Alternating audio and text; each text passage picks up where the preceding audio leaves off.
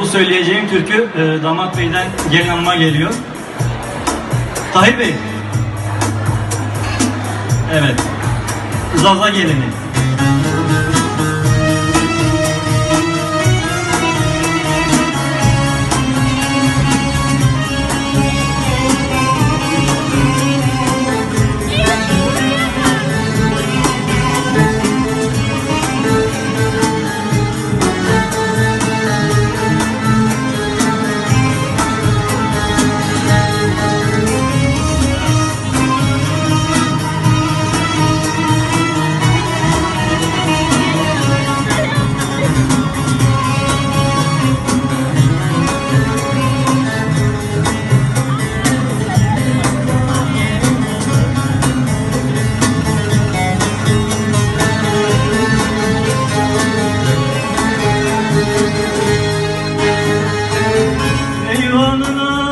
Vardım eyvanı çamur, odasına vardım elleri hamur.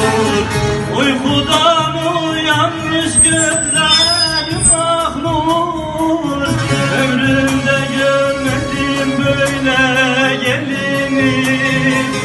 Gelini gelini zaza gelini. Aramadım hani gel gör halimi var.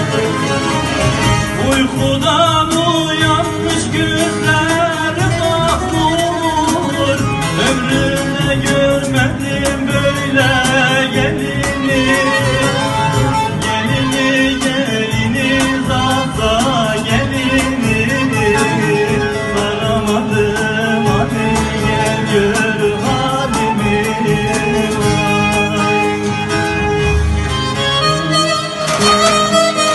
Aşığım, sevdalıyım, dertliyim, kederliyim. İçimde yenilgin acısı var. Bu sözleri diyen komşumuzun kızı Hatice yanıma gelerek şaka olsun diye takıldı bana. Dedi, hayırdır rençber eğitime yaktın havayı. Ya dedim bacım, anlayamadın mı? Benim aşkım Hatice, Ayşe, Fatma değil. Dünyanın güneşten tuttuğu gibi benim aşkım şahsiyet Kürdü'nden gelmedi. Ayırmayın sevenleri, İsyankar etmeyin yufka yürekleri. Bedeli ölümde olsa ayrılmam ben sevgilimden. Ey insanoğlu!